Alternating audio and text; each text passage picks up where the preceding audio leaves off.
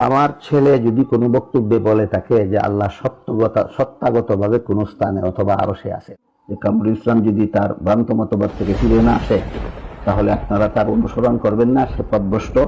আপনারা কেউ আমার ছেলে মনে করে যদি পথভ্রষ্ট হওয়া সত্ত্বেও তার অনুসরণ করেন, আপনারাও পথভ্রষ্ট হবেন। এই জন্য আপনারা দায়ী থাকবেন যে পথভ্রষ্ট করবে। কোথায় এই আকীদার ব্যাপারে যদি আপনাদেরকে জিজ্ঞেস করি, শুধু আবু হানিফা নয়, 4 ইমামের মুত্তাফাক আকীদা আল্লাহ সত্তাগতভাবে আরশে।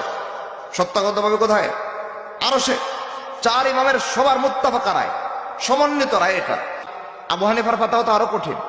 মাইয়াকুল আইনাল্লাহু লা আ'লাম ফাকাদ কাফার। আবু হানিফার ফাতাওয়ার সার অংশ কথা। আবু হানিফা বলেন, যে ব্যক্তি বলবে আল্লাহ কোথায় আমি জানি না, হে কুফরি করছে। কেন? আল্লাহ নিজে বলছেন আল্লাহ আরশে। তাহলে আইন আল্লাহ এর মাসালায় আল্লাহ কোথায়, এর মাসালায় সালাফদের আকীদা, আবু হানিফার আকীদা, সাহাবায়ে কেরামের আকীদা, রাসূলের আকীদা, কোরআন সুন্নাত খায়রুল কুরআনের সবার আকীদা তো এক ছিল। কোনো বক্তব্যে বলে থাকে যে আল্লাহ সত্তাগতভাবে কোনো স্থানে অথবা আরশে আছেন, তাহলে আমার আশঙ্কা হয় সে বর্তমান সময়ের চরম ফিতনাওয়াজ লামাযাবিদের খপ্পরে পড়ে বলে। কিন্তু নিজের ভিন্নমতটাকে টিকানোর জন্য যারা সালাফের আকীদাকে ধরে রেখেছে, তাদেরকে এসে আহলে হাদিস বলে ছুরি মারতেছেন। কোন ইসলামের শিক্ষা নিয়ে করতেছেন?